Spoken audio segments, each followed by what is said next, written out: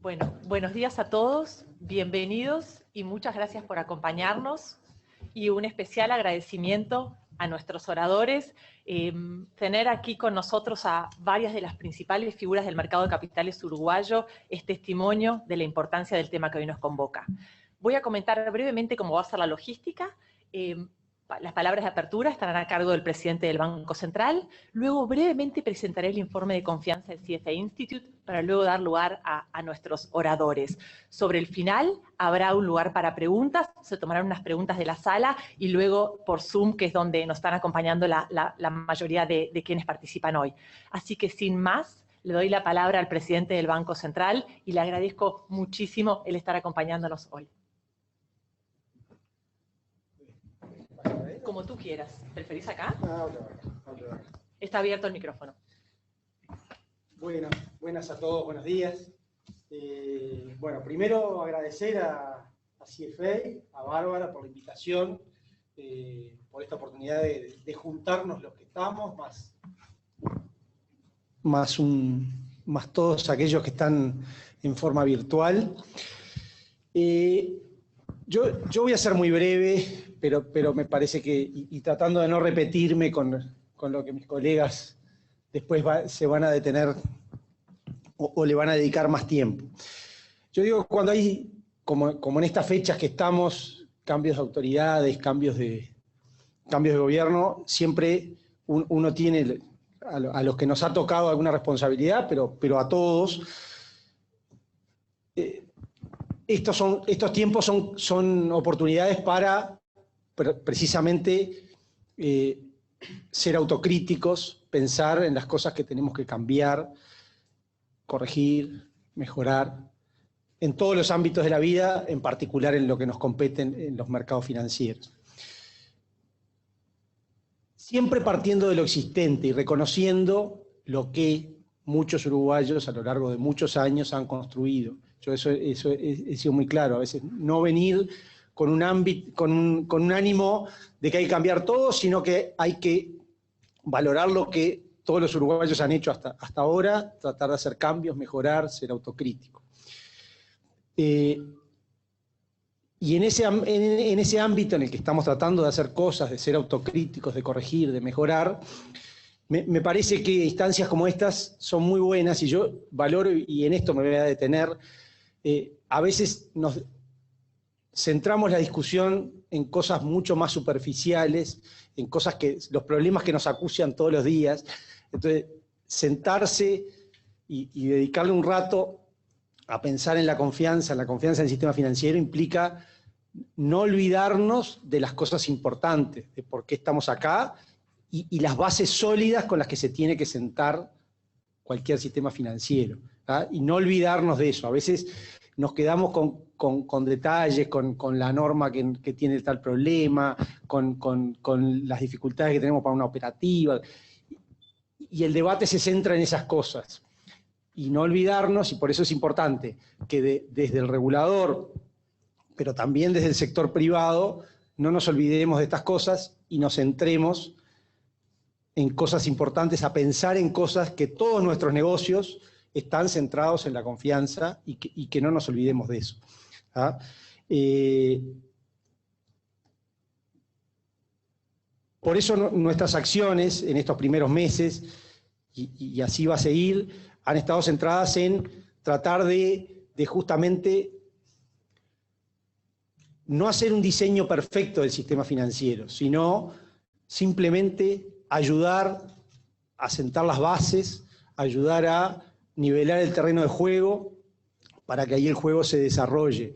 ¿Ah? Y claramente la confianza es una cosa que es bien importante que todos la valoremos, que en cada una de nuestras empresas, en cada una de nuestras instituciones públicas, no nos olvidemos de la confianza y la construyamos todos los días.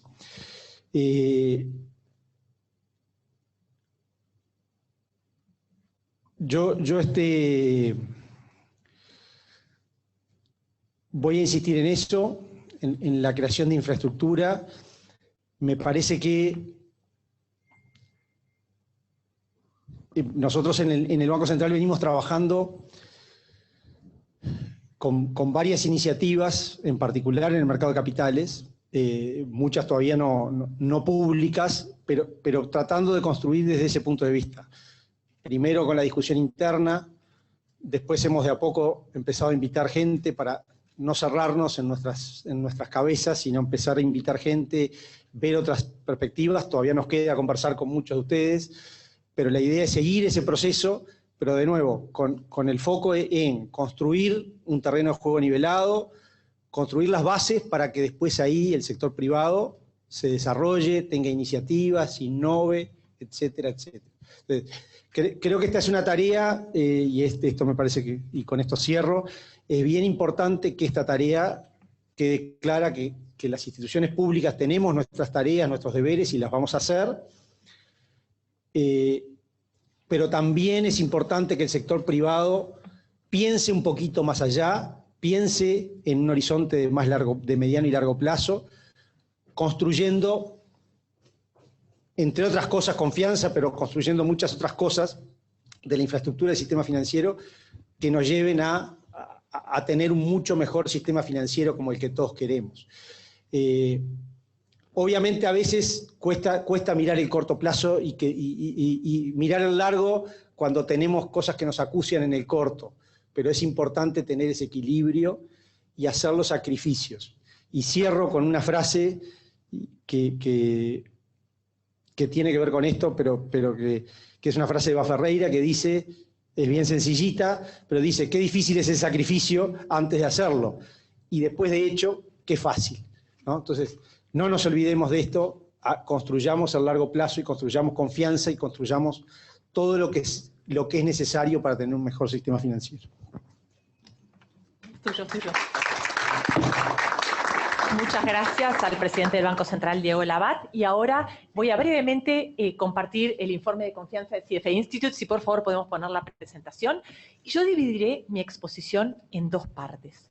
Primero voy a hablar sobre las principales conclusiones acerca de confianza y luego daré lugar a las exposiciones de los presidentes del Banco República y de la Asociación de Bancos Privados. Luego haré un comentario adicional acerca del mismo reporte para dar lugar a los gerentes generales de la SAFAP. El mercado financiero cumple un rol fundamental: canalizar los fondos de aquellos que tienen exceso de capital a aquellos que tienen ideas, posibilitando así la combinación entre capacidad y oportunidad y generando así fábricas, casas, carreteras, y posibilitando la creación de todo esto, generando así empleo, crecimiento y desarrollo económico. Ese es el verdadero propósito de las finanzas. Y para que eso pase, para que la gente que tiene plata la ponga en un banco, en una institución financiera, y eso llegue a quien la precisa, se precisa confianza. Entonces, vamos a repasar un poquito qué es lo que me dice este informe bienal de CFA Institute acerca de la confianza. Básicamente, confianza es el principal factor a la hora de elegir una institución financiera. 33% de la gente dijo, yo voy a esta institución o a esta persona porque confío, 17% porque me lo recomendó alguien en quien confío. Y esto es constante y consistente a lo largo de cada uno de los informes bienales. Lo único que ha cambiado un poco es que aumentó mucho el tema comisiones y el valor que uno agrega. Al principio, menos de 10% decían que las comisiones que se les cobran y el valor que se les da para esas comisiones era un factor importante, e informe tras informe, este es un factor que va creciendo, pero es consistente, confianza es el factor número 1. Y cuando le preguntan, bueno, ¿y confías en la industria financiera? Y la verdad es que los niveles de confianza han aumentado mucho desde la crisis, que estábamos en el piso de la crisis del 2008, y hoy, bueno, estamos a mitad de tabla, pero estamos abajo de los vendedores de autos. O sea, es un desastre esto, ¿no? El nivel de confianza mejoró, pero estamos en gran falta. Y cuando le van a preguntar a las personas, no cuánto confías en la industria, sino cuánto confías en los profesionales de inversiones, y es aún peor. Uno ve asesor financiero ahí abajo, ¿no? Arriba está el médico, contador, abogado, y peor aún, para mi gran sorpresa, visualiza a los tres de arriba como teniendo una profesión. Y a nuestra gente ni siquiera la visualiza como teniendo una profesión. ¿Y qué es lo que hace que nos vean como una profesión. Y varias cosas, pero una de ellas es tener un cuerpo de conocimientos comúnmente aceptado, tener una credencial que a uno lo habilita a ejercer la profesión, no nos ven como eso, ¿no? Tener un código de conducta y seguirlo. Entonces, la verdad es que estamos en un lugar que no deberíamos estar. ¿Y por qué estamos acá? Y bueno, CFA Institute piensa que porque como industria estamos en falta. Porque en las últimas crisis, varias de ellas fueron, los comportamientos de la gente de la industria fue una causa fundamental de la crisis, bueno, del 2002 en Uruguay, de la gran crisis financiera del 2008 en Estados Unidos. Y acá voy a hacer una analogía muy, muy, muy rápida. Todos nosotros debemos tener amigos, parientes médicos, ¿no? Y cuando uno le pregunta a un médico, ¿y tú por qué estudias medicina? O un estudiante, y en general te dicen, porque quiero ayudar, porque quiero curar. Y cuando en Estados Unidos le preguntaban a la gente que iba a trabajar en finanzas, ¿tú por qué quieres trabajar acá? Y la respuesta era, porque quiero hacer plata, porque quiero ganar dinero. Entonces, si el propósito de entrar a esta industria es para hacer plata para mí, estamos en un gran problema. Porque ¿qué personas voy a contratar? Y personas que en vez de preocuparse por a quien tengo que servir, porque si yo no sirvo a alguien, o sea, no tengo lo que hacer, ¿no? Me preocupo por mí, estamos en un gran problema. Y bueno, reguladores a nivel del mundo han hecho lo posible, en Europa, en Inglaterra, o sea, hay mucha más transparencia, se meten en cómo es el esquema de pago de la gente de la profesión. No quiero entrar en esto, pero el punto es que esta industria tiene un gran problema. Parecemos estar desconectados de nuestro propósito, ¿sí? Y acá voy a hacer unos comentarios adicionales. Bueno, el comentario que hice fue a tono con el trueno. Y cuando uno le pregunta a las personas en el informe, bueno, ¿y qué es lo que genera confianza? Y acá, la verdad, no llego a ver. Evidentemente tengo más edad que Diego porque él no precisaba lentes y yo sí no veo. Pero sí recuerdo lo que dice.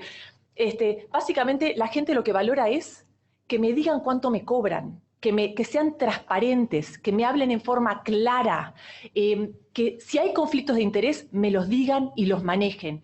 Y la línea más oscura te muestra lo que a la gente le importa, qué es lo que lo lleva a confiar. Y la línea más clara es su nivel de satisfacción. El gap es terrible. Lo que la gente espera de nosotros y lo que siente que le damos, hay una diferencia muy grande. Y acá tenemos que trabajar en la industria y el que logre acortar este gap, y bueno, va a ser mucho para generar confianza.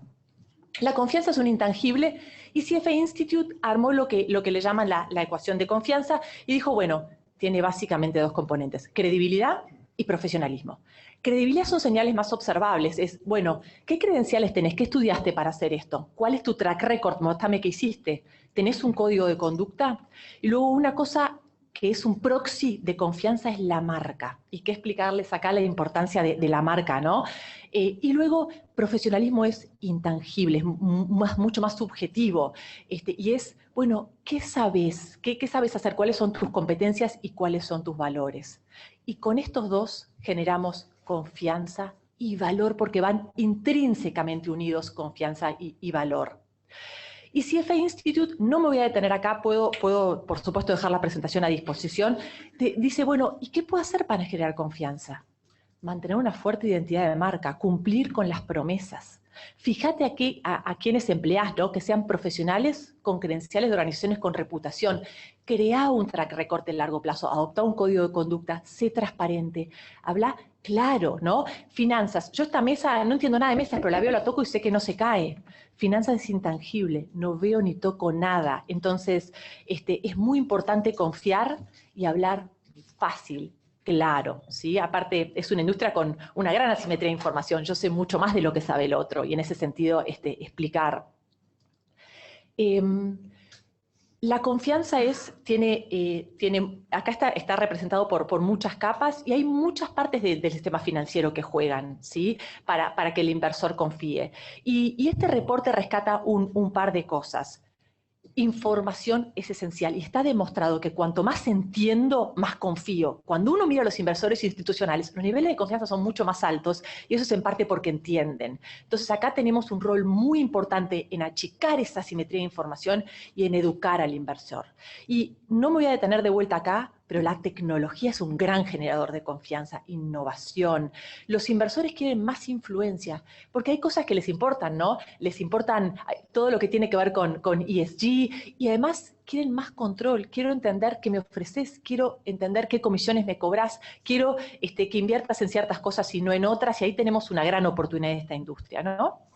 Y para cerrar mi parte, quiero contar una anécdota. Cuando se hicieron los 10 años de la gran crisis financiera del 2018, en NYU hizo un ciclo de conferencias donde fueron Bernanke, todos los presidentes de los grandes bancos centrales y grandes economistas. Y Merton, el matemático premio Nobel, eligió como tema de una hora de disertación hablar de confianza. Y básicamente lo que él dijo es: señores de la industria financiera, inviertan en confianza porque es muy rentable. Porque si la gente confía en ti, vas a tener clientes. Y además las mujeres somos cada vez más influyentes en finanzas, cada vez participamos más, y sobre todo las siguientes generaciones, que son mucho más idealistas, y esto es algo que les importa mucho. Y en esto de confianza, todos nosotros en la industria tenemos un rol para jugar. Y yo recién escuchaba las palabras del presidente del Banco Central, hablando de las iniciativas que tiene para desarrollar el mercado de capitales, y esto es algo que se hace entre todos, y en esto nosotros tenemos un rol muy importante para jugar. Además, donde hagamos las cosas un poco mejor, seguro el regulador va a estar más contento que nadie. Por último, nuestro anterior CEO de CFA Institute decía: para nosotros posicionarnos como una profesión, para lograr profesionalismo, para tener un futuro sustentable, tenemos que probar dos cosas muy simples. Primero, que los intereses del cliente están en el centro de todo lo que hacemos. ¿A quién me debo? Tengo que servir a mi cliente, no a mí. Y que las finanzas tengan un rol pivotal en ayudar a las comunidades a lograr sus objetivos, no solo financieros, sino también sociales, y esa es la definición misma de profesionalismo. Entonces, con esto un poco cierro la primera parte de mi presentación, y la verdad que hoy comenté la crisis del 2002, y qué diferente estamos en esta crisis hoy, ¿no? En la crisis del 2002 sufrimos una corrida bancaria tremenda, y hoy los bancos han generado confianza. Nuestro país, uno mira como lo que ha pasado con la deuda uruguaya y con los depósitos en los bancos, y la verdad que tenemos que sentirnos muy satisfechos, porque estoy contando un panorama complicado, pero en particular en Uruguay resta mucho por hacer, pero se ha hecho mucho, y seguramente de eso van a hablar los presidentes del Banco República y el gerente general de Scotiabank, que hoy nos acompaña en su calidad de presidente de la Asociación de Bancos Privados de Uruguay. Agradezco mucho a Salvador Ferrer y a Horacio Correge, que van a ser los próximos oradores. Gracias, Salvador. Hola, ¿está habilitado? Bueno, muy buenos días a todos. Es un gusto poder estar compartiendo este espacio con tan destacados colegas y profesionales aquí en la mesa, en el auditorio, y seguramente muchos más a través del Zoom. Quiero agradecer en particular la invitación de la CFA Society, especialmente de su presidenta, que me consta cuánto vienen contribuyendo desde hace muchos años a elevar los estándares profesionales de nuestro mercado en particular, que, como bien reporta el informe y lo mencionaba recién, es uno de los principales pilares de la construcción de la confianza. En la medida que somos varios y vamos a dar diferentes enfoques, voy a tratar de ser breve y enfocarme particularmente en unos aspectos que tienen que ver con la confianza de nuestros clientes. Como representante del Banco República, el Banco País, si será relevante y crítica la confianza de nuestros clientes. Desde luego que la confianza es la base del sistema financiero, del sistema bancario en particular. Nuestros clientes nos confían sus depósitos. Y vaya si en el caso de Banco República, que acumulamos la mitad de los depósitos de los uruguayos, están demostrando la confianza en la institución. Quiero aprovechar esta oportunidad para compartir alguna información con que contamos de parte de prestigiosas empresas de análisis de opinión de mercado que convalidan la relevancia de la confianza y la imagen de la marca del Banco República. Por un lado, un reporte de Opción Consultores, que realiza un tracking financiero con frecuencia trimestral o cuatrimestral sobre la información del mercado bancario, el cual destaca que el Banco República tiene una excelente imagen de marca y su principal atributo de diferenciación en el mercado es la imagen de marca asociada a seguridad y confianza, precisamente. Por otro lado, un reporte de Factum Consultores, que viene haciendo hace ya más de una década sobre la imagen del Banco República y el sistema bancario en general, que contribuyen de forma muy relevante a cimentar la confianza que se mencionaba en el informe, que son lo que tiene que ver con la información y la innovación. En cuanto a la información, los clientes valoran la transparencia. Cuanto más información se entrega al cliente, más confiable se torna la institución. Son aspectos que desde el Banco República pretendemos seguir impulsando. La transparencia de la información va desde las tarifas hasta la forma de hacer negocios. Y vaya que esto en un mercado en competencia es claramente un desafío.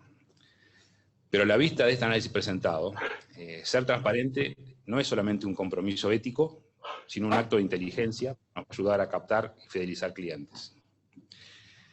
Y lo que tiene que ver con la innovación, en estos tiempos modernos y de avances permanentes, el poder ofrecer al cliente una experiencia transaccional moderna, seguramente cada vez más digital, debería ser un factor clave para reforzar la confianza.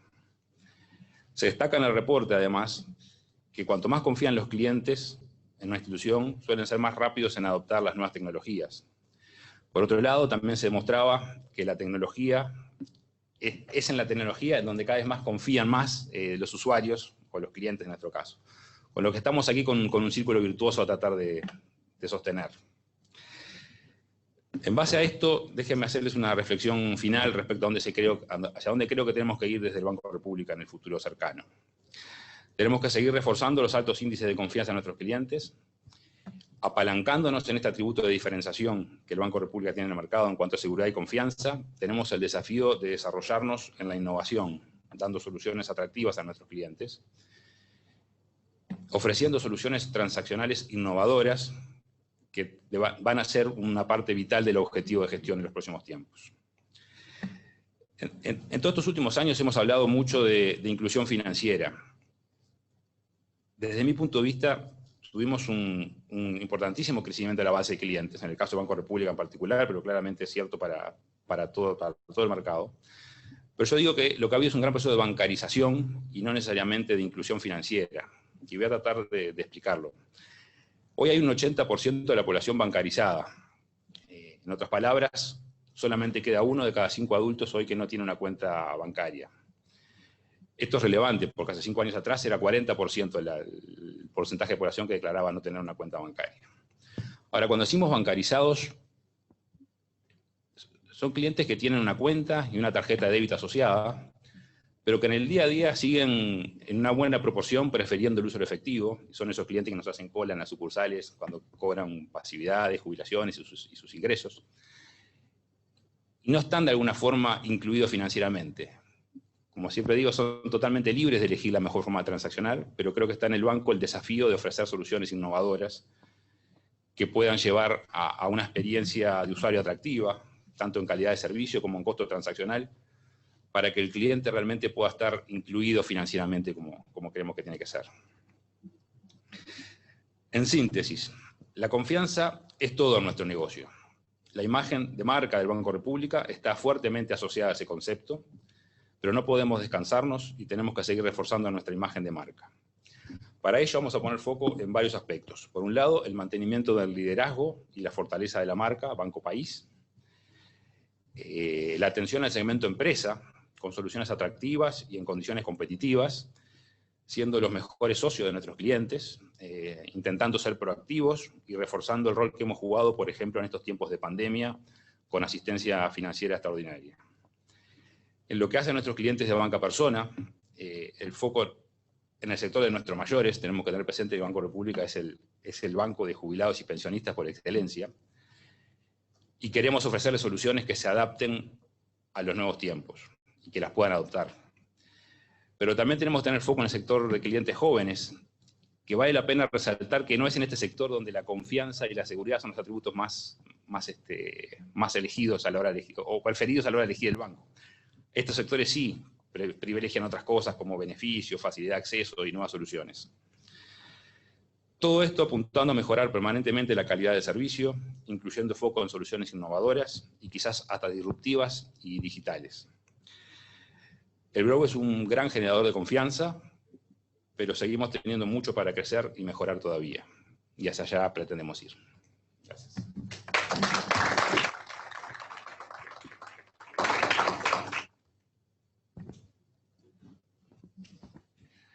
Bien, buenos días para todos. Quiero agradecer en nombre de la Asociación de Bancos Privados a Bárbara por la convocatoria que me pareció muy oportuno y muy relevante, sobre todo en las especiales circunstancias en que estamos viviendo. Siendo que el tema es confianza, el primer punto al que me quiero referir es a la confianza como factor clave y fundamental en el funcionamiento de cualquier sistema económico. Y si hablamos de confianza y hablamos de sistema económico, la primera referencia obligada es al dinero. El dinero es un medio universal de intercambio y es un sistema de confianza mutua. Hay quien dice que es el sistema de confianza mutua más universal y más eficiente que se pueda haber inventado. Podemos coincidir o no con esta definición, pero lo cierto es que el dinero fue lo que nos permitió evolucionar de la economía del trueque, donde cambiaba bolsas de manzanas por zapatos, a adoptar cualquier cosa que luego posteriormente sirviera como moneda de cuenta, como medio de cambio y como cumpliera la función de atesoramiento. Y así evolucionamos a cosas que en un principio tenían valor intrínseco, como podían ser bolsas de granos o de sal, a un papel pintado, que eventualmente color verde con la foto de Franklin que dice "In God We Trust", o con la foto de Juana de Ibarburu, a un asiento contable alojado en un servidor en la nube, en un banco como puede ser el Bro o Scotiabank. Para todo eso obviamente fue necesaria la construcción de la curva de confianza. De la misma manera, si hacemos referencia a sistema económico y a confianza, debemos hacer referencia al crédito. Crédito viene del latín credere, que significa creer o hacer confianza. Y crédito hace referencia al intercambio de riqueza en el tiempo. Lo cierto es que fue el crédito, o la invención del crédito, sobre todo a partir de la Edad Moderna, lo que permitió el crecimiento exponencial, diría, de las economías, sobre todo europeas. En la antigüedad, las grandes obras estaban reservadas a reyes y faraones, quienes para llevarla adelante necesitaban o esclavizar o cobrar impuestos. Con el advenimiento del crédito, el despegue económico fue posible, y esto básicamente es porque es más fácil convencer a la gente a que invierta que pague impuestos. Ahora, presentada la confianza, ¿cómo opera esto en relación a los bancos? Los bancos tenemos dos cometidos fundamentales. El primero es tomar ahorro público y acercarlo a las empresas para que lleven adelante sus proyectos, es decir, aplicarlo a fines productivos. Este es el rol que se conoce como intermediación financiera. Hay un segundo rol que es el de viabilizar el sistema de pagos. Y para eso, esto es hacer que el dinero circule en la economía, y para eso los bancos obviamente disponibilizamos distintos productos que tenemos, como pueden ser las transferencias, nuestras tarjetas de débito, tarjetas de crédito, es decir, todos los medios de pagos que se les puedan ocurrir, cuentas corrientes, cajeros automáticos, etc. Ahora bien, para llevar adelante el rol de intermediación financiera, es decir, para tomar el ahorro de las personas y ponerlos a trabajar en fines productivos, obviamente es necesaria la confianza. ¿Qué hacemos los bancos en ese sentido? Por un lado, disponibilizamos nuestros productos de ahorro, como pueden ser una caja de ahorro, una cuenta corriente, un plazo fijo.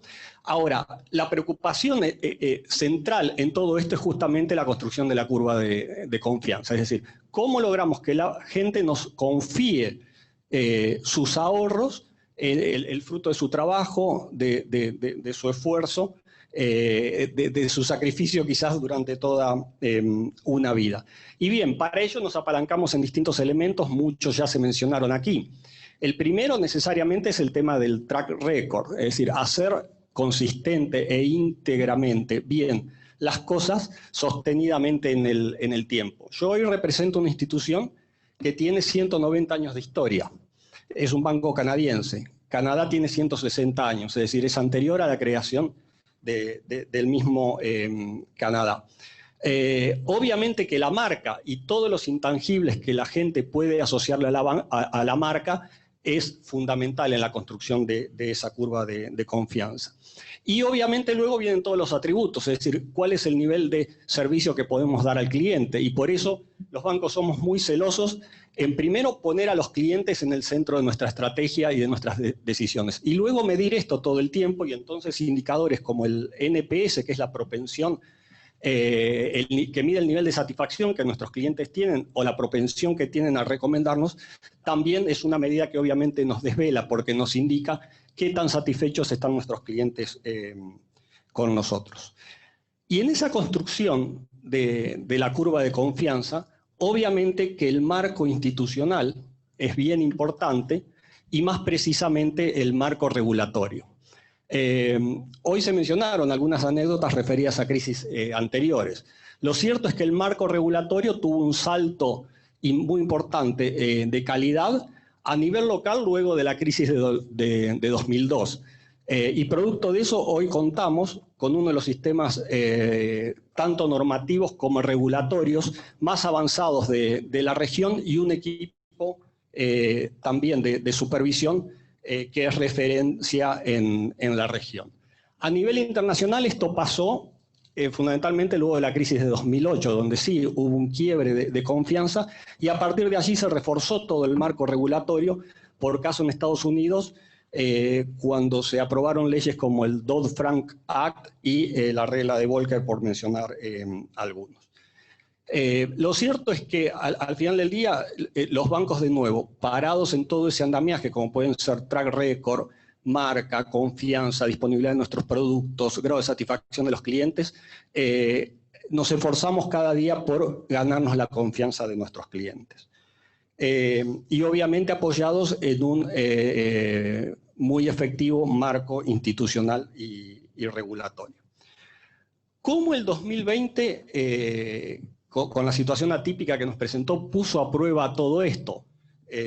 Bueno, realmente fue, digamos, una prueba ácida bien importante.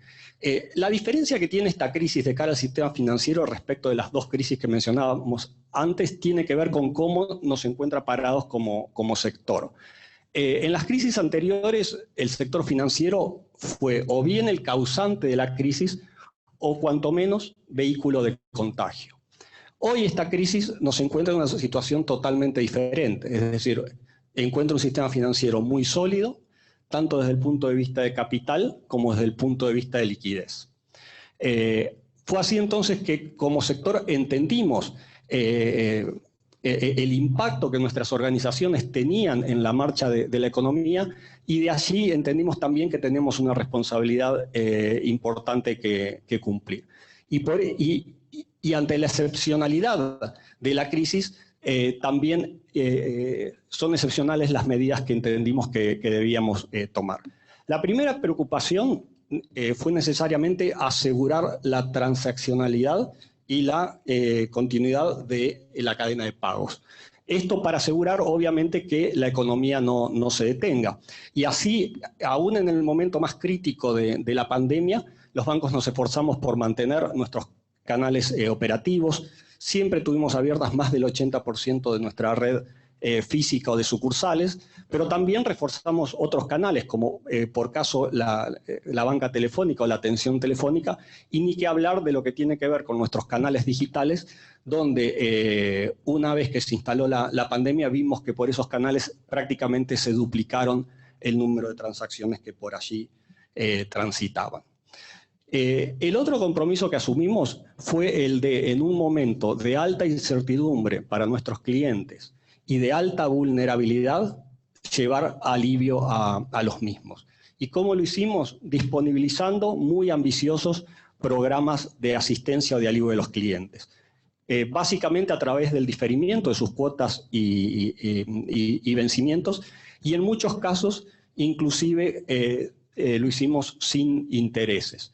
Esto obviamente representó un esfuerzo muy importante del sector, sobre todo en términos de resultados, pero que entendimos que era absolutamente necesario en función de lo excepcional de la situación que estábamos viviendo y en función del rol que estábamos llamados a cumplir.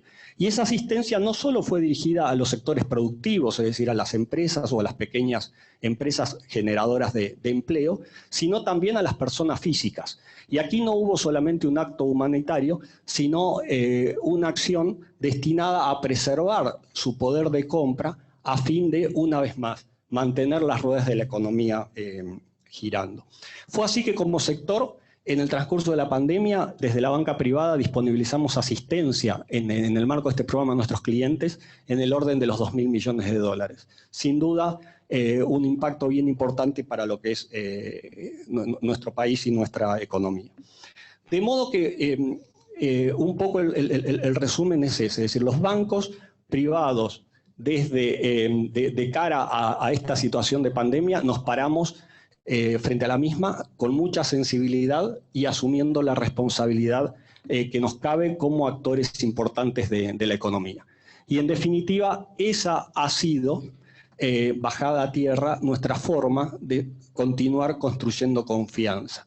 Es decir, asumiendo el compromiso que debemos hacia nuestros clientes y hacia la sociedad en su conjunto, y haciendo lo que más nos gusta y sabemos hacer, es decir, haciendo banca responsable al servicio de un mejor futuro para todos. Muchas gracias.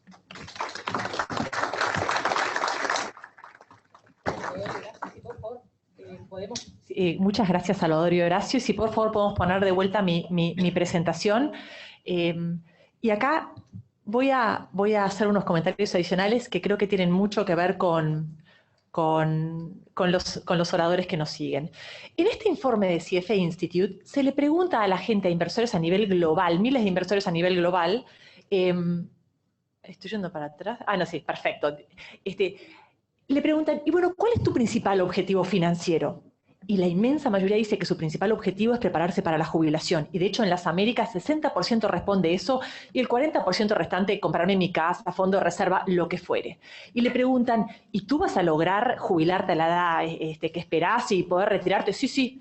Y le preguntan a los que pueden jubilarse por un fondo de beneficio definido como el BPS, ¿y ustedes piensan que los BPS del mundo les van a pagar la jubilación?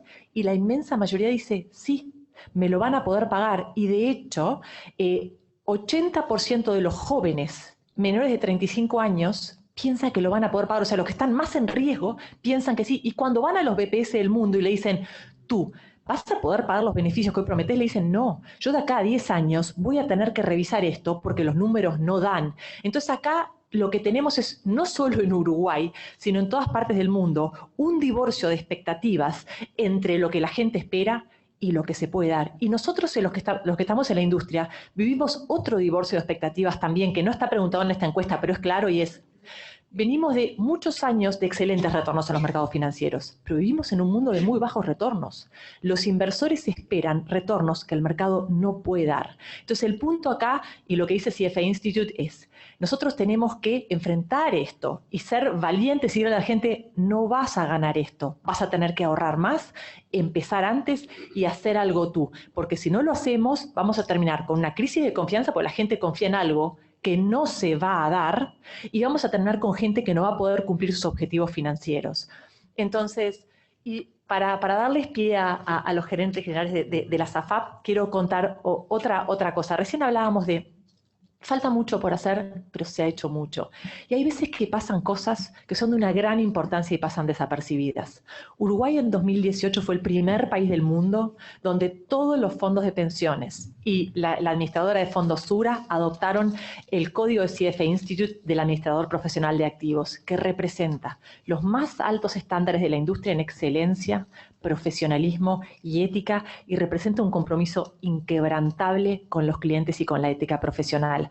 Así que felicitarlos nuevamente, agradecerles porque no es solo hacerlo, sino también decirlo, y con ello les agradezco mucho a los gerentes generales de República, FAB, Unión Capital y Sura, Horacio Matisic, Dolores Benavente y Sebastián Piaguda, y les doy la palabra a ellos. Bueno, muy buenos días a todos, formalmente.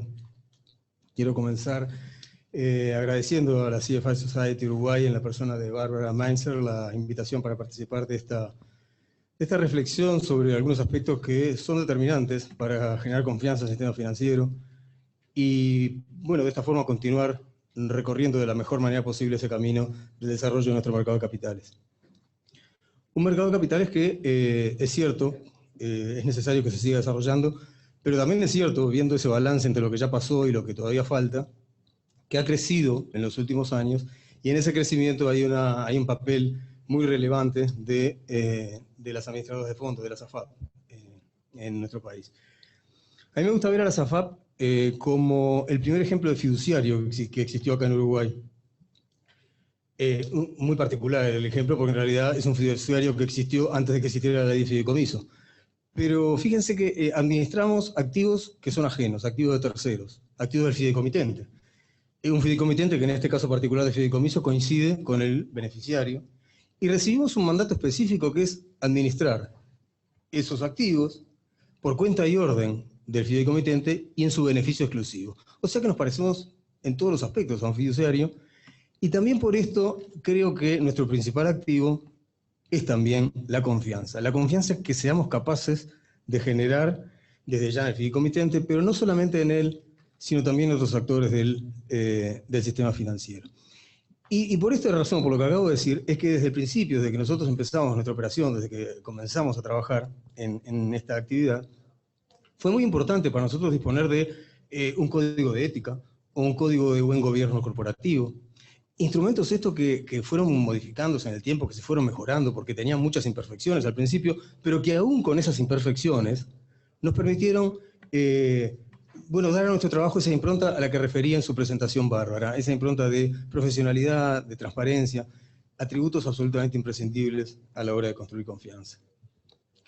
Y si tenemos en cuenta además que nuestra estrategia, el centro de ella es el bienestar de nuestro cliente, de nuestro afiliado, y que en la definición que hacemos de propósito de nuestra empresa también ocupa un lugar preponderante el bienestar de la sociedad, bueno, si reparamos en esto, no es difícil entender por qué al recorrer políticas, procedimientos, planes de acción a través del tiempo en nuestra empresa, nos encontramos con numerosos ejemplos de inductores de confianza en los distintos actores del sistema financiero.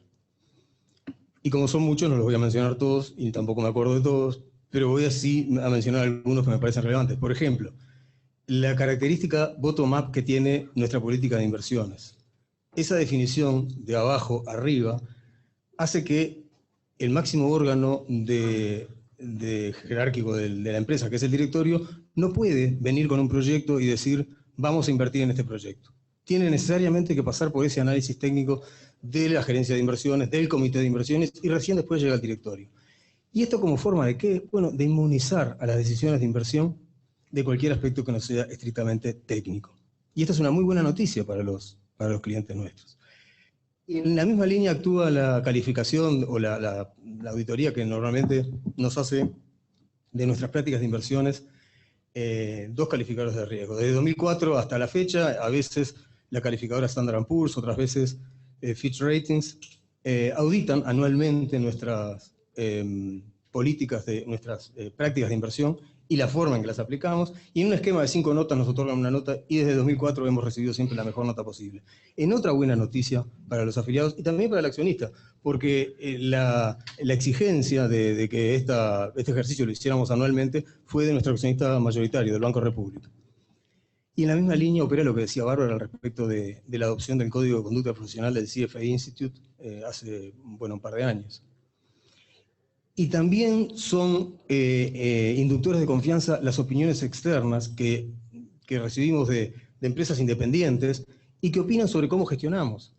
La certificación que tenemos de la ISO 9001 desde el año 2005 a la fecha y que revalidamos todos los años sobre calidad de gestión, o la certificación ISO 27001 que tenemos de 2014, que renovamos anualmente también, sobre seguridad de la información, decía, y las 3 oportunidades en las que fuimos distinguidos con el Premio Nacional de Calidad, o las 2 oportunidades en las que ganamos el Premio Iberoamericano a la Excelencia en la Gestión. Todos estos son ejemplos de inductores de confianza, porque para que estos reconocimientos se obtengan, lo que tenemos que hacer es aplicar un conjunto de modelos de gestión de manera correcta. Y esos modelos implican la existencia de procedimientos auditables, de procesos que permiten una mejor gestión del riesgo, y todo esto conduce a un gobierno corporativo más robusto, y esa mayor robustez es la que actúa entonces como un inductor de confianza en los distintos actores, en los distintos grupos de interés de la empresa. En el mismo sentido, encontramos, es bueno contarles que los equipos técnicos en República FAP tienen un objetivo anual que es desarrollar un trabajo de investigación. Pero el objetivo no está cumplido cuando se desarrolla el trabajo de investigación, que naturalmente tiene que ver con algún aspecto que mejore o que propenda a la mejora del sistema previsional. El objetivo se cumple recién cuando ese trabajo se postula para su presentación en un ámbito académico y es aceptado. Y es así que en estos últimos 20 años, en numerosas ocasiones hemos presentado trabajos, por ejemplo, en las jornadas de economía del Banco Central, y uno de ellos, para que ustedes entiendan la importancia que le damos a esto, uno de ellos tuvo que ver con lo importante que era para la economía del Uruguay que existiera una unidad de cuenta vinculada a la inflación. Y lo interesante de esto es que este trabajo se presentó muchos años antes de que existiera la UI en Uruguay. En la misma línea hemos propiciado o impulsado cambios normativos y cambios legales inclusive. En el año 2009 le propusimos al Ministerio de Economía un proyecto que creara los multifondos, en línea con lo que sucede o sucedía desde el año 2000 en Chile y con el objetivo de mitigar el riesgo de las personas más próximas a su jubilación. Y bueno, y esto sensibilizó de alguna forma al sistema político y finalmente en el año 2013 tuvimos una ley que habilitó dos fondos, la ley 19.162 de noviembre de 2013, y bueno, son los dos fondos que actualmente existen en el régimen de ahorro individual. Y en la misma línea, en el año 2003 entendimos que era muy importante que existiera una ley de fideicomiso en nuestro país, para facilitar la inversión de las FAP en títulos o papeles privados, para facilitar el necesario desarrollo del mercado de capitales. Y entonces lo que hicimos fue en ese momento contratar un estudio local, un estudio jurídico local, y le pedimos que hiciera una ley de fideicomiso. Desde el visto, el considerando, el resultando, todo lo que lleva una ley. Y con ese material fuimos a visitar al ministro de Economía de la época, el doctor Achugarri, para contarles por qué entendíamos que esto era importante, que existiera una ley de este tipo era importante. Y esto nuevamente sensibilizó de alguna forma al sistema político para que finalmente, bueno, tuviéramos en septiembre de 2005 la ley de fideicomiso. Y no estoy diciendo con esto que estos cambios normativos no se hubieran dado de no haber sido por República FAP, no es ahí que quiero poner el foco. De hecho, si me preguntan, hemos hecho numerosas recomendaciones y sugerencias que nunca fueron tomadas en cuenta. Así que les cuento algunas ganadas, pero también les digo que tenemos muchas perdidas. Lo que quiero significar con esto más bien es que estos hechos son un ejemplo claro, son un esfuerzo bien concreto en el mismo sentido, y ese sentido es el de construir confianza en los distintos actores del sistema financiero. Tampoco sé si me animaría a contarles esto si no estuviera al lado mío María Dolores, porque muchos de estos hechos que les cuento sucedieron mientras ella era vicepresidenta de la República FAP y por lo tanto era mi jefa, y entonces seguramente se acuerda de algunas de las cosas que estoy contando.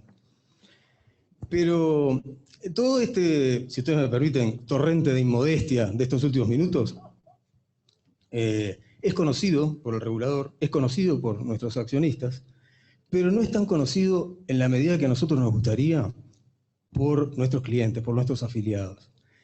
Así que para terminar, permítanme una confesión. Cuando Bárbara nos invitó a participar de esta conferencia, la verdad que yo lo primero que pensé fue, ¿para qué incomodidad? Vamos a tener que estar hablando bien, diciendo cosas lindas de nosotros mismos durante 10 minutos. ¿Qué costo grande en inmodestia va a tener esto? Sin embargo, si pensamos que realmente es importante que exista esa confianza de los uruguayos en el sistema financiero, si realmente pensamos que es importante que los uruguayos perciban al sistema financiero y al mercado de capitales como herramientas que realmente le van a agregar valor a la sociedad, si creemos que esto es algo importante, bueno, realmente no parece tan costoso para contribuir a conseguir estos 10 minutos de inmodestia cada vez que el CFA Institute haga su presentación del informe global sobre confianza en el sistema financiero. Muchas gracias.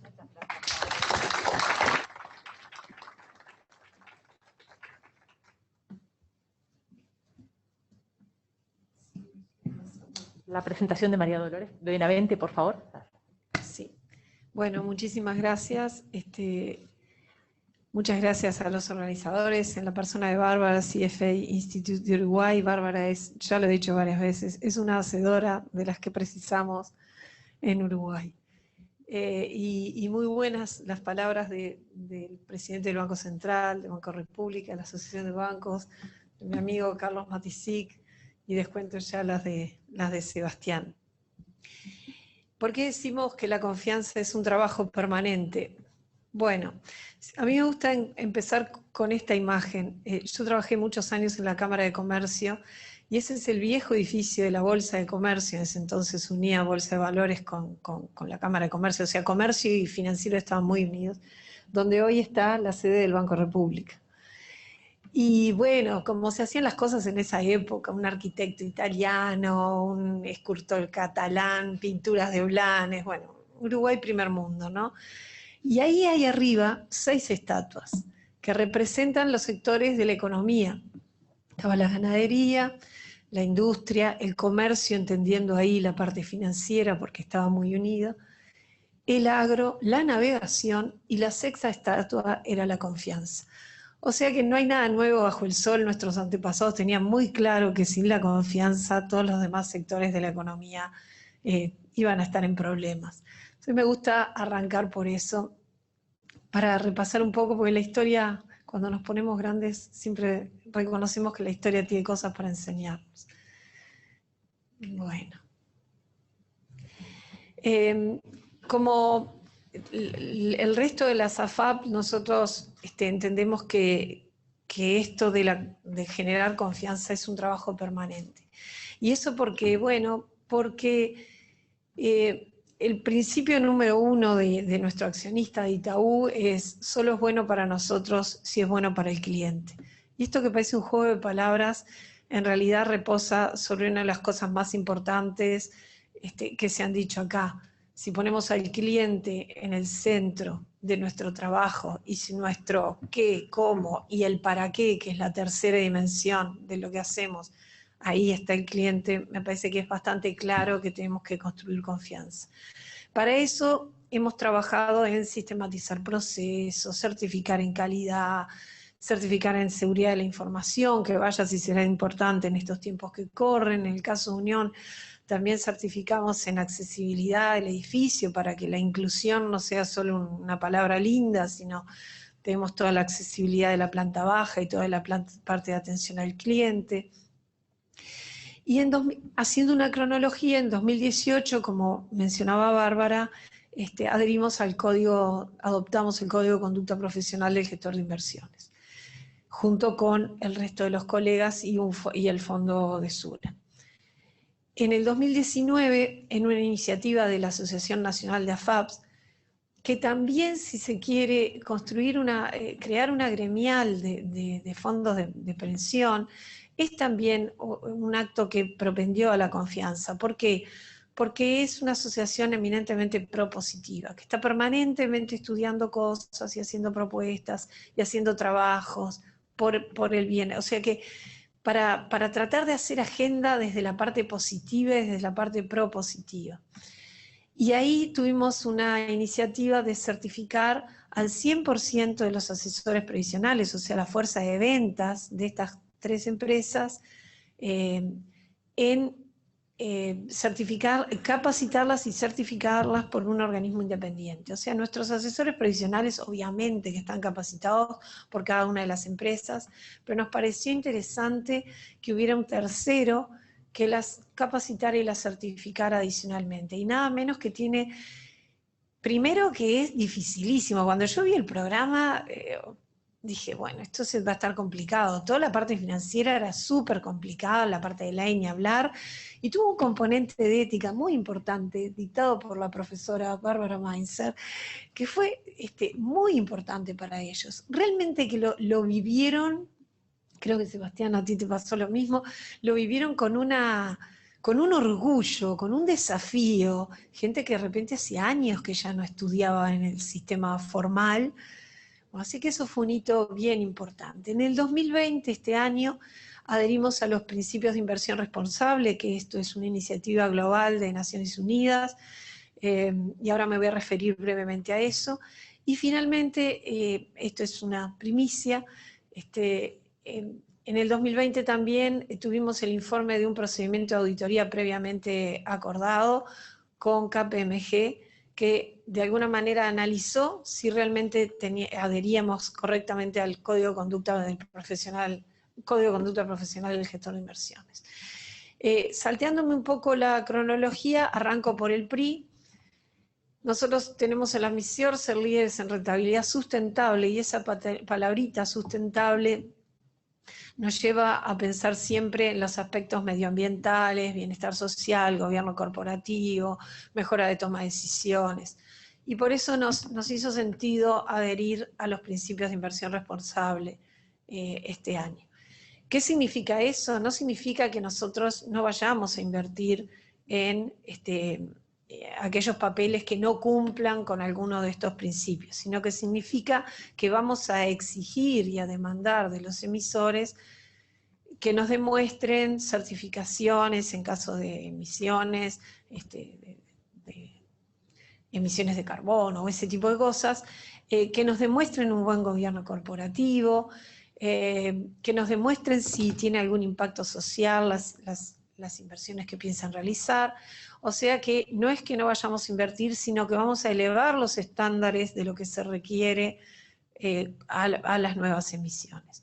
Hoy hay 2.900 signatarios en 60 países y en Latinoamérica Uruguay se suma así a los 12 fondos de ahorro previsional que están en México, Perú, Chile y Colombia, que ya adhirieron a estos principios. Y en lo que refiere al Código de Conducta, en el 2018 tuvimos la adhesión al Código de Conducta. Y ¿qué pasó? En el evento que fue acá, que hizo CFA y que nos dieron un reconocimiento, estaba el economista Licandro, intendente del Banco Central del Uruguay, y nos dijo, bueno, todo muy lindo, ustedes adhieren, es como una autoevaluación, pero ¿quién es el independiente que les dice a ustedes que efectivamente están haciendo las cosas de acuerdo al Código de Conducta? Entonces tomamos el guante, un guante largo, trabajoso, y bueno, ¿por qué? Porque no había precedente en el mundo, no encontramos un precedente, una auditoría que se encargara de este tipo de cosas. Finalmente, KPMG aceptó el desafío y bueno, y se llama procedimiento de auditoría previamente acordado porque no es una auditoría común. Y bueno, y trabajaron con una metodología de focus groups para ver si ese para qué estaba presente no solo en las áreas de inversiones y riesgos, sino en toda la empresa. Análisis de pruebas documentales, por supuesto, técnicas de observación in situ en la empresa, prepandemia obviamente, técnicas de indagación para ver si realmente se estaba cumpliendo, viendo en cada caso cómo se hacían las operaciones, cómo se informaban. Bueno, interesante el trabajo. ¿Qué se analizó? Los principios, la lealtad con los clientes, y ahí ver, bueno, si nosotros teníamos los procedimientos adecuadamente establecidos, si no había transferencias indebidas entre los dos subfondos, porque uno puede mandar una inversión a un subfondo para quedar más lindo la foto de la rentabilidad en perjuicio del otro, procedimientos de inversión y actuaciones, operaciones bursátiles. Acá está todo el tema de evaluación, que en nuestro caso es bastante más sencillo porque hay evaluaciones oficiales, pero es un tema bien interesante y donde hemos tenido bastante también propuesta en ese sentido para mejor evaluación de los instrumentos. La parte de informes es bien interesante porque hay muchas cosas que uno hace, pero de repente no están procedimentadas, no están transparentadas, no hay una trazabilidad de lo que uno hace. Y esto nos obligó a poner en blanco y negro todo lo que hacíamos y a cuestionarnos pila de cosas. Fue bien interesante, incluso en nuestro sitio en internet, si estaba nuestra política de inversiones, que uno dice, ay, ¿cómo mi política de inversiones? Es confidencial, es mía. Bueno, no, tiene que estar la política de inversiones, tiene que ser algo transparente para el cliente. ¿Cómo son los informes que hacemos con el cliente, nuestro relacionamiento con él? Bueno, lo que les decía, los rendimientos y tasación, eso está bastante resuelto. Y después gestión de riesgos, conformidad y soporte, que esto también es muy importante porque uno puede decir, bueno, sí, yo adhiero, hoy, año tal, tengo un procedimiento de auditoría que dice que está todo bien y lo dejo así. No, hay que nombrar un responsable, que en este caso es el oficial de cumplimiento, y ese responsable tiene que todos los años chequear que efectivamente se sigan cumpliendo todos los principios que acá están enunciados. Esto fue una tarea que inició Ignacio Aspiros desde el Departamento de Inversiones, pero que permeó rápidamente a toda la empresa y y que nos gustaría pensar que es la puntita del iceberg, que después esto va a permear en otras empresas, porque realmente que da trabajo, pero vale la pena. Muchas gracias.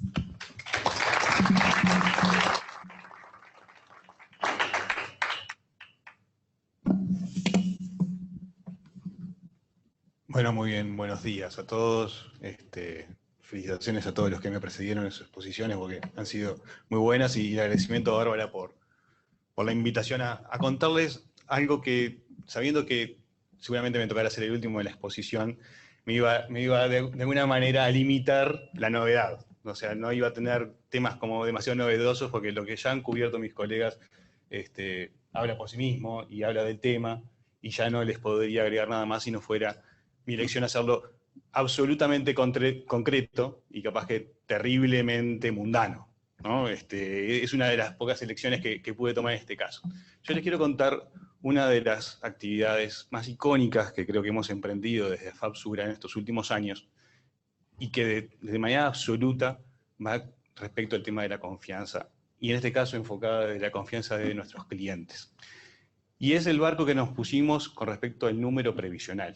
El número previsional es básicamente con cuánto piensan las personas que se van a jubilar, pero con cuánto nosotros pensamos que se van a jubilar.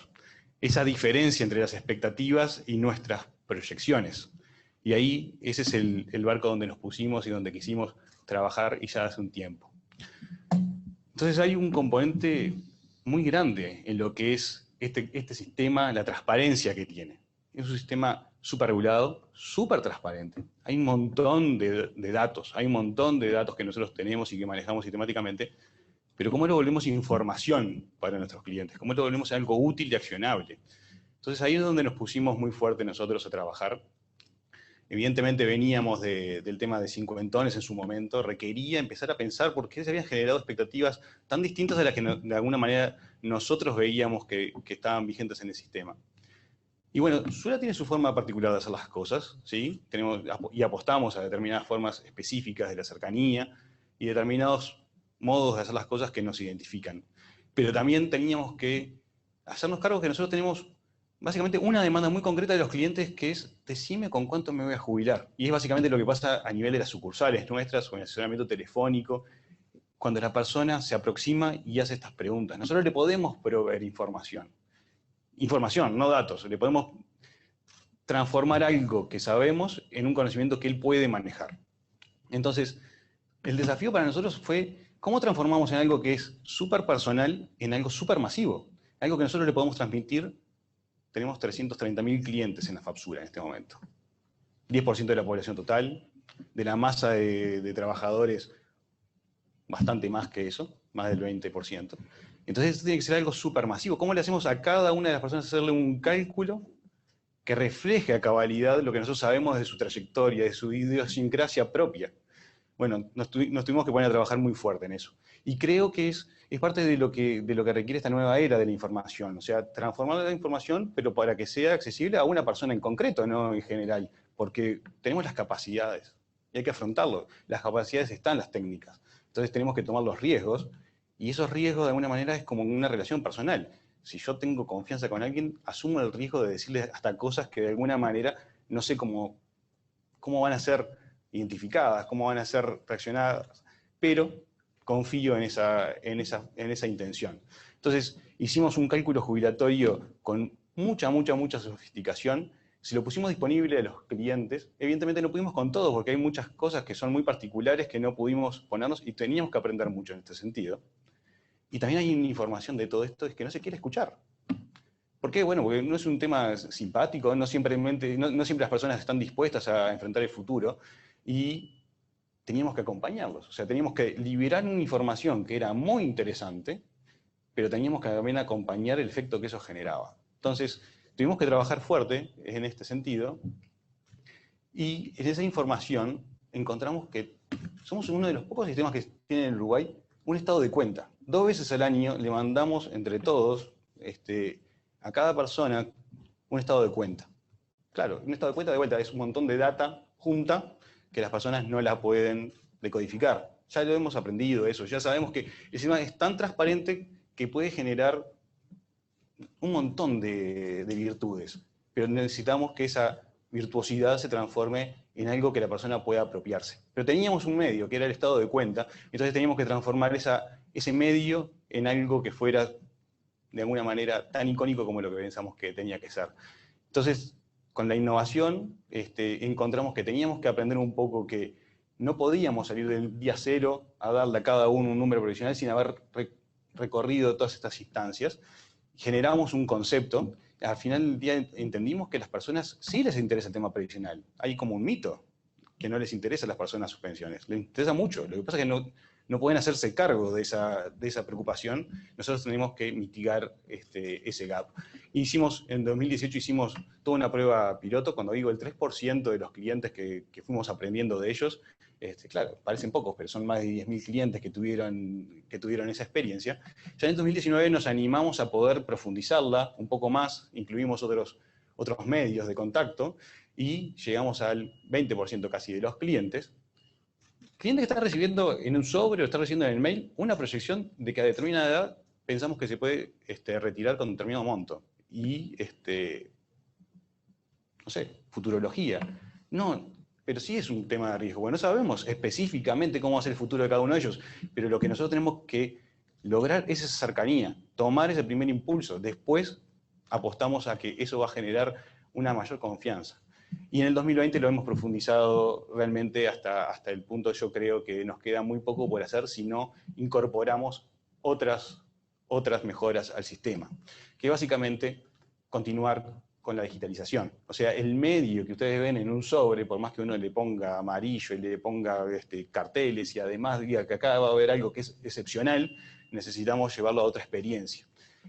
Nosotros probamos con unas landing que le hacen muchas propuestas al cliente, de alguna manera de edades distintas y aportar un poco distinto si fuera por otra vía, pero bueno, todavía nos queda más con el tema de la educación financiera, con videos, con iniciativas, con intervenir en sus redes sociales, de alguna manera llegando hasta el momento donde está en su casa a las 8 de la noche. Bueno, tenemos que llegar ahí porque si no, no va a familiarizarse con esta situación. Y creemos que toda esa iniciativa es la que fomenta esa confianza. O sea, es ese nivel de involucramiento es el que nosotros hemos apostado. Claro que es como cuando dije al principio, esto es terriblemente mundano, es muy concreto, pero de alguna manera quería contarle una experiencia muy, muy, muy particular. Creemos que es una profunda responsabilidad que tenemos.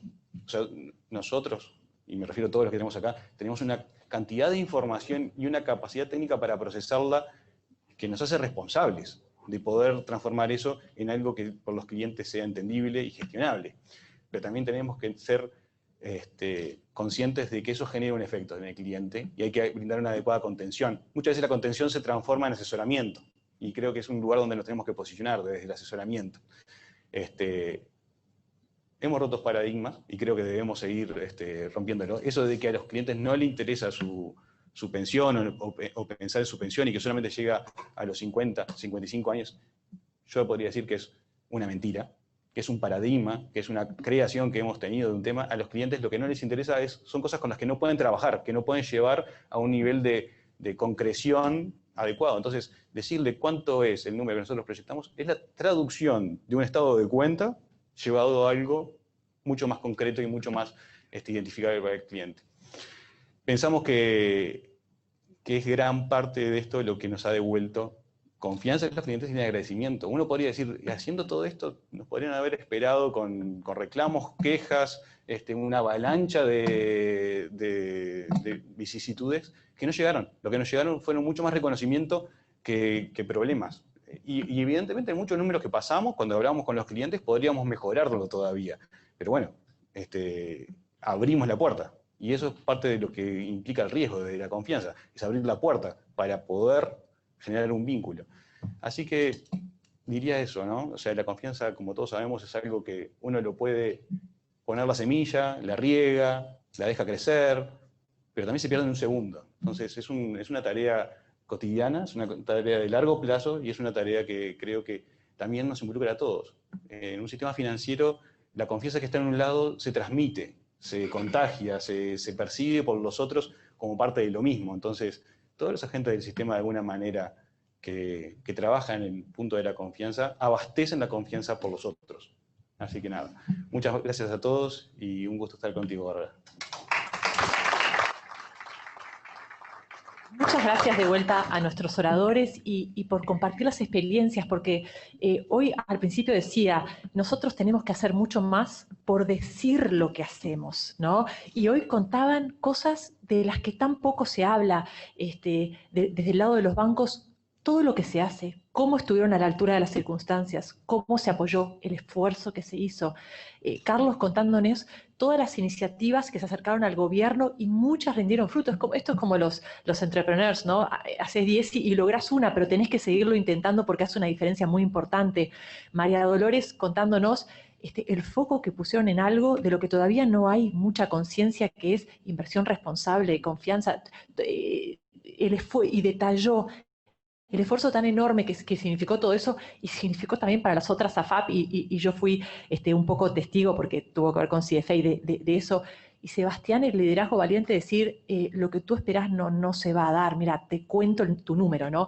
Entonces, yo creo que estas son las iniciativas. Por un lado, el tener estos oradores hoy con nosotros claramente va a poner el foco en la importancia de este tema, y desde el lado de CFA Society Uruguay y CFA Institute, lo que nosotros buscamos es justamente poner el foco en esto, en la importancia, y tratar, nuestra misión es liderar la profesión de inversiones para un beneficio, para que funcionen mejor los mercados, y eso va a lograr que vaya a contribuir con la generación de crecimiento económico y bienestar social, ¿no? Entonces, ese es un poco nuestro objetivo y un agradecimiento muy grande.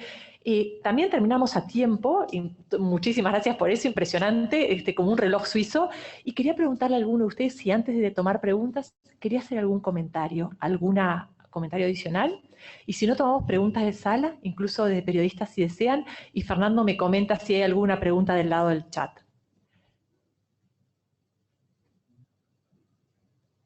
Ken, a viva voz, perdón que no tenemos micrófonos por un tema de...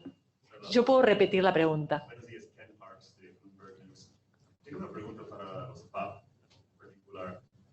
Quería preguntarles dónde van a encontrar los rendimientos adecuados en un horizonte de muchos años de bajas tasas de interés, justamente para evitar una crisis de confianza en el sistema cuando empiecen los retiros de jubilación. Repito la pregunta para el Zoom, perdón. Ken Parks de Bloomberg preguntó a la AFAP en este mundo de bajos retornos y dónde piensan encontrar los rendimientos como para que no se genere esa crisis de confianza de la que se habló anteriormente.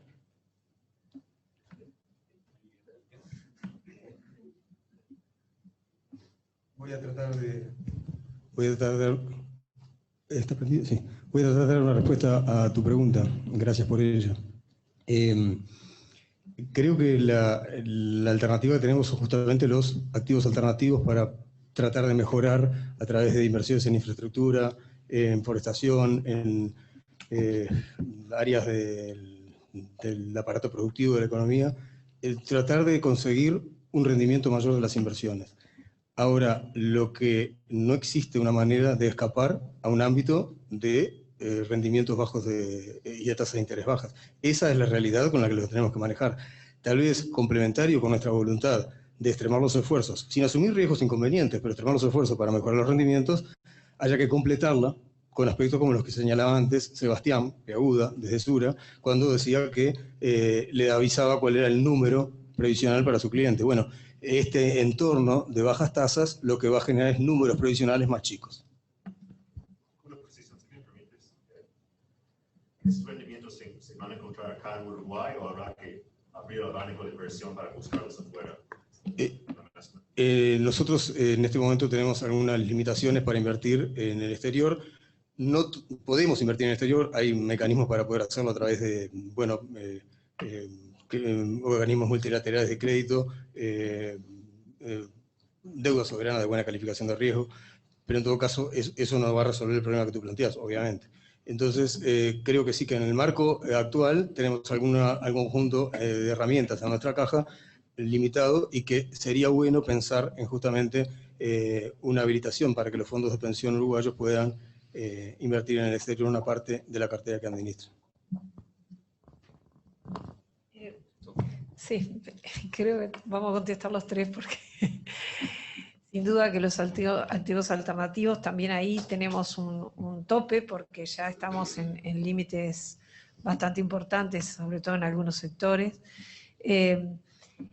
Y un poco lo que decía Sebastián y lo que se mencionaba acá del divorcio entre las expectativas de la gente y la realidad, es por eso que desde ANAFAP estamos propiciando la creación de un tercer fondo para los más jóvenes con posibilidad de inversión en el exterior, especialmente en acciones, en fondos, no de acciones, y también que se fomente el ahorro voluntario, porque realmente que en Uruguay está previsto en la ley 16.713, pero bueno, es ilíquido totalmente, está grabado por IRPF y por IA, bueno, tiene un montón de cosas que habría que mejorarle para hacerlo más, porque realmente que con la parte de reparto, que ya se sabe los problemas que tiene, la parte de capitalización, que eso que tú señalas es un tema de los bajos rendimientos, es necesaria una tercera pata de ahorro voluntario.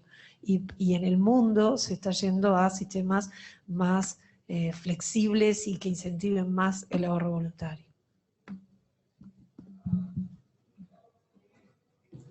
Sebastián, ¿tú querías agregar algo? No, o sea, ya lo que dijeron mis colegas es totalmente lo que hay para responder al tema. Fabián. Digo, me pareció muy interesante lo que tú hablabas del GAP, lo que tú dijiste de los dolores del ahorro voluntario, lo que tú arrancaste, Bárbara, con que la gente entienda de que no es suficiente lo que tienen de los sistemas de retiro para llegar a las expectativas que uno tiene en su retiro. Entonces, el ahorro voluntario existe tanto en los fondos de ahorro provisional como también a través de la banca, con los ahorros que alguien puede hacerlo, y a través de los asesores profesionales de inversión que pueden asistir a la gente a derivar sus inversiones.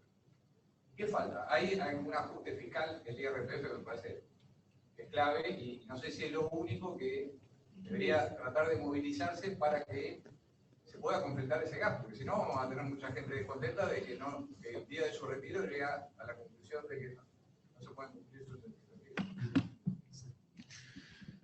A ver, sí, el tema de las expectativas es fundamental y sobre todo en Uruguay que tenemos como una historia en ese sentido de mercado de pensiones capaz que un poco tradicional todavía, es un desafío.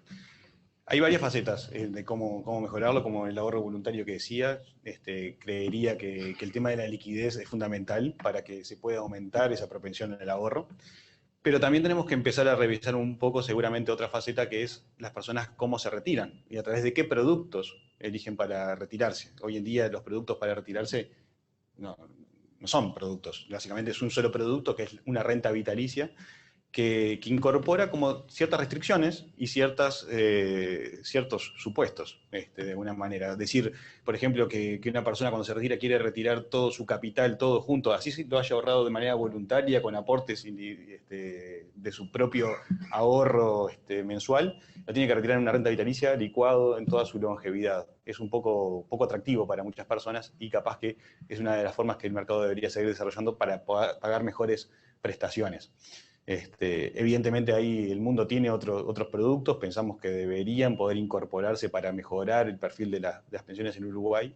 Los retornos del capital no se van a poder cambiar por nuestro lado, seguramente nosotros podemos adoptar un poco algunos cambios, pero tenemos que ser conscientes de los clientes, así que creo que la respuesta sigue siendo más o menos por el mismo lado, o sea, no quedan lugares desconocidos, sino quedan la implementación de lugares muy conocidos. Tal vez hay que recurrir más, no solamente a las grandes líneas como temas fiscales, de incentivos fiscales, sino a lo más de behavioral, o sea, ir mucho más de cómo la persona que tiene 100 pesos y los tiene disponibles para ahorrar, encuentre una forma hiper sencilla de volcarlo a su fondo previsional. Esa es una forma de inclusión que no se ha explorado, o sea, la inclusión del ahorrista, no solamente la inclusión de quien accede a productos del sistema financiero para financiar su consumo actual. Y eso creo que es una de las cosas que deberíamos trabajar para que sea esencialmente simple. Gracias. Y Fernando, tenemos lugar para una pregunta del chat de Zoom, si la lees en voz alta. Elegíla tú. Sí, no, hay una sola. Ah, bueno. De Pablo, pregunta. Le pregunta a Sebastián Beaguda, mencionó que la confianza implica riesgos. ¿Podría dar ejemplos concretos de los mismos? Bien. Mi afirmación de que la confianza implica riesgos no va al riesgo, es ese riesgo de decir algo inadecuado, decir algo que no pueda llegar a ser entendido por la persona. Es como en una relación personal. Decir las cosas hasta un nivel de intimidad implica riesgo de querer decirlo, ¿no? Y la confianza lo que alimenta es esa voluntad de hacerlo. Así que, ¿qué tipo de riesgos implica eso? Y hacer un poco de escenarios futuros, que nosotros no sabemos cómo va a ser la trayectoria de cada una de las personas que está acá. Podemos simular, podemos pensar que la trayectoria de uno se parece mucho a la trayectoria de otros 3 que están por acá, pero ahí vamos a asumir un riesgo. ¿Cuál es el riesgo? De equivocarse, de que seguramente la vida propia de esa persona no sea idéntica a la de los otros, y que la tasa de interés que nosotros hoy, o el rendimiento que hoy en día calculamos, puede ser con un sesgo histórico. No incorporamos totalmente la historia, incorporamos un sesgo histórico. Pero eso también es un riesgo. Uno, ¿cómo hace la parte técnica? Si yo le paso 5 técnicos cómo hacer esto, seguramente 5 técnicos me hubieran contestado matices distintos. Nosotros tomamos uno. Entonces, tomar una opción entre varias implica un riesgo. Implica un convencimiento, pero implica un riesgo. Y pensamos que el retorno de esa relación más que pagaba ese riesgo. Bueno, estando a 1 minuto de las 1:30, si hay otra pregunta, no. Les quiero agradecer mucho a los oradores y también a ustedes por acompañarnos y desde el Zoom también. Muchas gracias.